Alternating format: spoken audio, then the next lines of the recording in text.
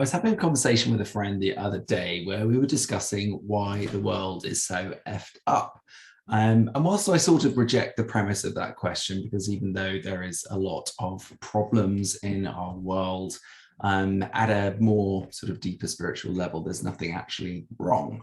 This is a stage of evolution which looks messy, and which we can't fully see in its entirety until it has played out. So, but bearing that in mind, the three things that I think are most powerfully allowing for this sort of distortion in our experience to arise at this time in human history. First one, I would say, is that we're all born into a pre-traumatized field. So as human beings, we do not enter into a sort of rosy, spiritual, blissful world. We enter into a pre-traumatized field where consciousness itself has been traumatized over centuries, through wars, through disharmony, through violence, through all sorts of abuses, all sorts of power being abused.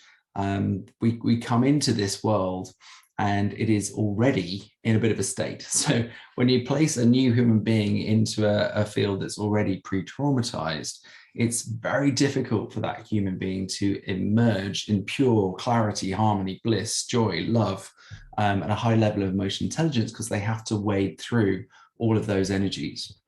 The second one is we still have a huge imbalance in our world between male and female energies, and there are distortions in both of those energies as well. So the most problematic being most obviously within the yang energy, of the masculine energy, having the most problematic occurrences at this current time. And that shows up as, not just toxic masculinity, but toxic structures in patriarchal structures, in the way in which a lot of our businesses are kind of based on military models, so are formed out of the basis of war and so on. And this rolls out into all sorts of different ways in which we engage with one another and the world.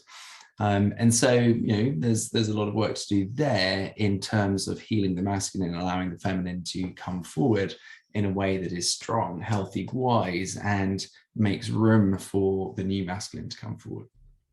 The third one is that consciousness itself is in a really dangerous period of evolution, where our technological and scientific knowledge is now in danger of outstripping our emotional and spiritual intelligence.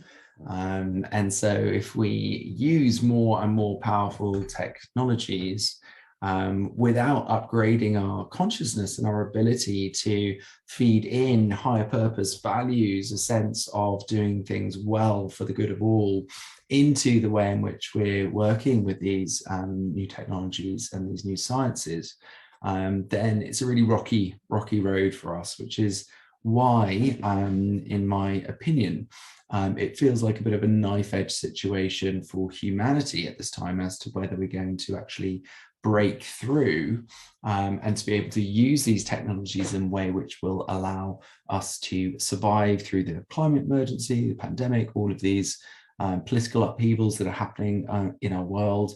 And so this is really the energy of consciousness and evolution at play.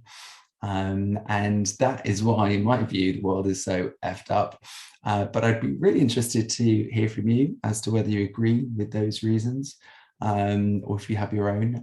Do let me know in the comments. Thanks for watching.